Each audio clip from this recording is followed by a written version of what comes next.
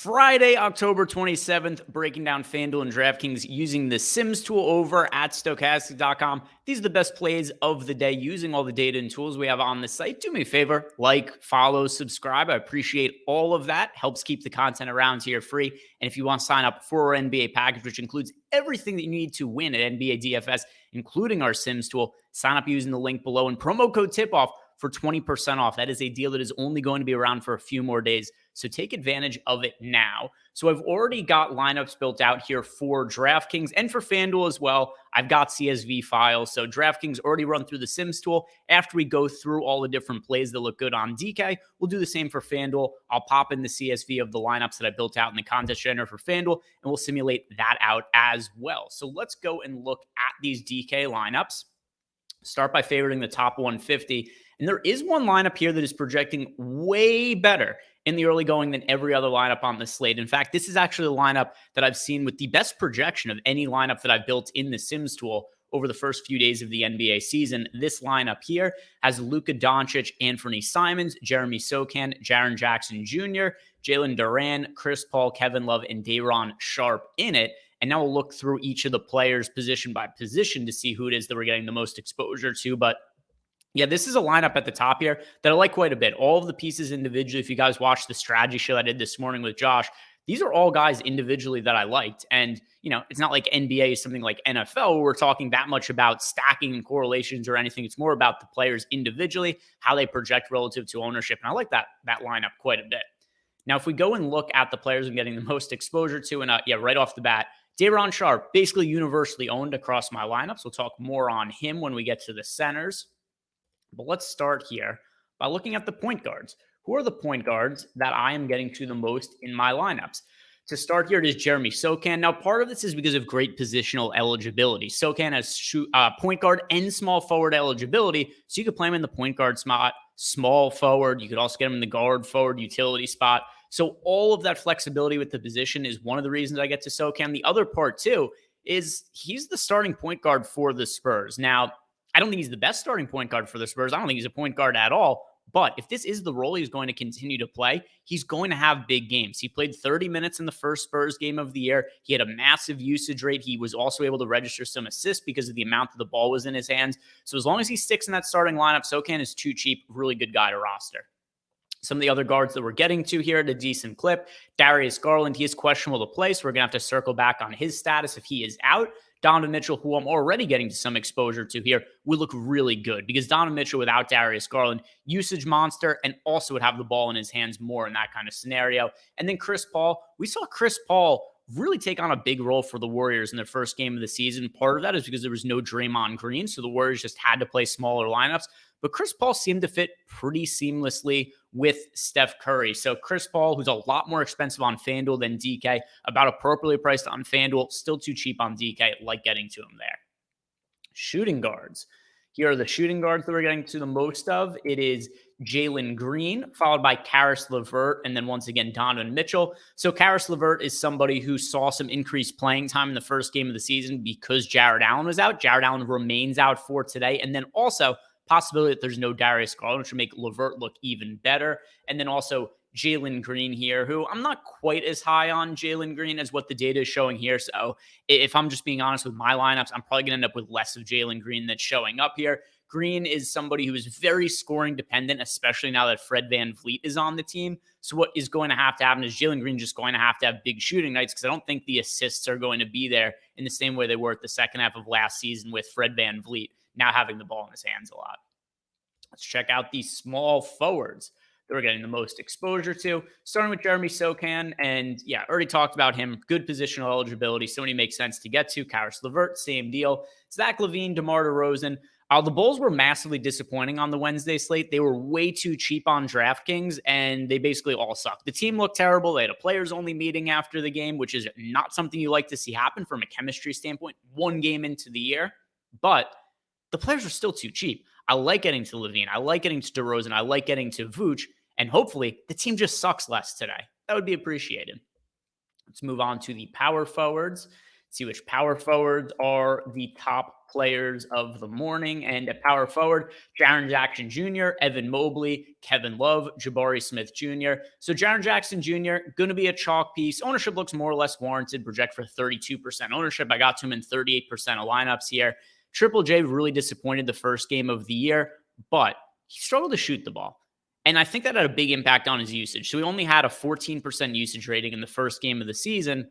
But if a couple of the shots went in the early going, I have to think the usage would have been higher for Triple J. There's no John Moran here to open up the season. He's serving a suspension. There's going to be bigger days ahead for Triple J. Still somebody I like getting to as a chalk piece tonight. Evan Mobley, same deal, benefiting from the absence of Jared Allen. I think that he is somebody who should fare better in tonight's game than they did on Wednesday. And Mobley had a good first half and then just did shit in the second half. He scored like 0 fantasy points. Almost all of his fantasy production came in the first half. Looked like he was going to have himself a solid game and then just disappeared in the second half. Evan Mobley, still somebody I want to get back to until Allen returns. And then Kevin Love. Love played 28 minutes in the Heat's first game of the year. This is a team that I think was so heavily just assuming that Damian Lillard was going to come to this team that they let Max Strus walk in free agency. They let Gabe Vincent walk in free agency, and they didn't bring back anything of significance.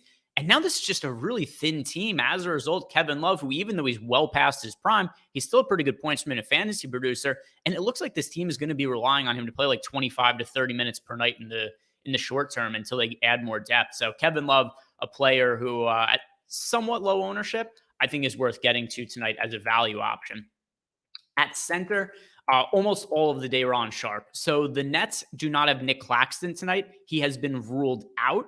And this is one of the first real value situations we have of a big slate of the NBA season with somebody being out, lots of options available for cheap. And Sharp stands out amongst everybody for today by a pretty wide margin. $3,200 for Sharp. I assume he's going to start at center for the Nets. He's a good points per minute fantasy producer. He is my most rostered player by a mile right now on DraftKings. Other centers I'm getting to, just other players that I've talked about already. Triple J, Mobley, Love, they all have power forward eligibility. And then also Vooch, talked about getting to Nikola Vucevic as somebody who should bounce back for the Bulls. And then also Nikola Jokic. Jokic only projected for single-digit ownership. That's a number that's pretty easy to come overweight to the field on. So that's a rundown of all of the best plays on FanDuel, that DraftKings that I'm getting to by position. And now I will do the same for FanDuel. So I already have lineups that I built in the contest generator here. Didn't want to take the time to build them here and have you guys sit here and watch the lineups built. So just did it ahead of time and saved the CSV file. And now I'm going to set this to 25% to first because the big contest on FanDuel tonight has a $400,000 prize pool, $100,000 of that going to first place, which is 25% of the prize pool to first place, which is the reason that I selected it there. Now, the pricing on FanDuel to open up the year, it is a lot sharper than the DraftKings pricing. We don't have some of these players who are just egregiously mispriced on FanDuel in the same way on DK. There's a couple of players that are a little bit cheaper on FanDuel than they are on DraftKings, but for the most part, FanDuel's done a way better job at pricing players to open up the season, which as a result kind of has me looking at a lot of these just lineups that I've built across both sites and finding that I'm getting to more stars and scrubs lineups on FanDuel, on DraftKings than FanDuel because of the abundance of value available on DK. Now we've got the lineups all simmed out on FanDuel. They've played against each other 40,000 times. Top overall projected lineup that I got to on FanDuel: Brunson, Van Vliet, Cade Cunningham, Marcus Smart, Zach LaVine, Norman Powell, Jaren Jackson Jr., Day'Ron Sharpe, and Kevon Looney. So Sharpe getting to him on FanDuel, even though he is more expensive than he is on DK. So Sharpe is priced over $5K on FanDuel. Still makes him a good option. I'm curious to see how much room we got to here. But it's not like on DK where he's going to show up in every single lineup because he's nearly min price on DK. Exposures, 66% of Sharpe. So a good amount, but not nearly the 98% that we had over on DK. All right, same deal. We'll go by position, starting with point guard. Point guards we're getting to the most of on FanDuel here. Fred Van Vliet, followed by Jalen Green, Darius Garland, De'Aaron Fox, Josh Giddey.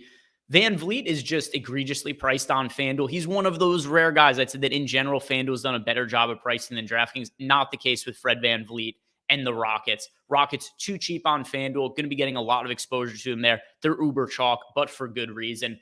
De'Aaron Fox, he is priced sub 9K on both FanDuel and DraftKings, not picking up all that much ownership. He is a guy who I like getting overweight to the field to on both sites, but does really stand out at only $8,400 on FanDuel. Shooting guards. That is not how you spell shooting guard. SG, not PSG. Shooting guard Jaylen Brown, another misprice on FanDuel. He is $6,900. It's funny, I just said that DraftKings is a better job pricing than FanDuel, then immediately start talking about FanDuel misprices. But Jaylen Brown is $6,900 on FanDuel, which should not be the case. So he is somebody at shooting guard and small forward, which are two prime positions that are kind of difficult to fill at times. Jaylen Brown makes a whole lot of sense at $6,900 on FanDuel. I do think his role is going to be slightly less for the Celtics this year than in previous years because they've added guys like Porzingis and Jrue Holiday, but that doesn't mean he should be $6,900. So Jaylen Brown, good piece of chalk over on FanDuel. Jalen Williams, another player who I like getting to here. And then rounding out the shooting guards, Jalen Green, Zach LaVine, and Josh Giddey as my most rostered there. Small forwards. Also, Jaylen Brown, Jalen Williams, Zach LaVine, Banchero. Banchero had a little bit of a rough start to the season, and I like going to him here again on FanDuel. He's one of my most rostered players on Wednesday. Didn't really work out. A lot of that was due to blowout, though. Banchero played well when he was on the court, but the game wasn't overly competitive. In tonight's game, assuming that it's not a blowout, which the spread doesn't indicate it would be a blowout, I think Banchero is a core guy to get to. More or less even with the field, project for 27% ownership and getting to him in 27% of lineups, but definitely a good piece to fill out lineups. His price tag is going to be more expensive as we go forward. Banchero was a great rookie last year, especially from a fantasy perspective. Now he's in his sophomore season. He finished last season priced at $8,000 on FanDuel. I think he's going to be a guy that we ultimately end up seeing as like a 9K player. So the fact that he's still in the mid 7K range, somebody I think we should be getting to. Our forwards, Aaron Sharp, Jaren Jackson Jr., Zach Collins, Evan Mobley, Banchero again, Jabari Smith Jr. So talking about Jaren Jackson Jr., once again here on FanDuel, he's more expensive than on DK, still a popular piece, but makes sense to get to. And the FanDuel scoring is more favorable for Jaren Jackson than the DK scoring because of all the defensive stats he racks up. So that's why Jaren Jackson Jr., even at a more expensive price point on FanDuel, still like getting to him there. And then pretty much everybody else here, players that we've already talked about, other than Zach Collins. Collins had a strong start for the Spurs. It looks like San Antonio wants to limit the amount of time that Wemby plays at center. So with that in mind, they're playing Wemby a lot alongside Zach Collins. So Collins' playing time looks to be pretty safe here and core piece to get to on FanDuel. Centers. What are we getting to at center? Basically all the same as the power forwards. Sharp, Jackson, Collins, Mobley, all are power forward center eligible. And then a couple other centers making it here at a good clip. Şengün, he got off to a strong start to the season, like going back to him. And then same with Kevon Looney, although he didn't have a strong start to the season, but there is no Draymond Green, which is going to mean that the Warriors are going to be leaning on Looney a little bit more to open up the season until Draymond Green gets back.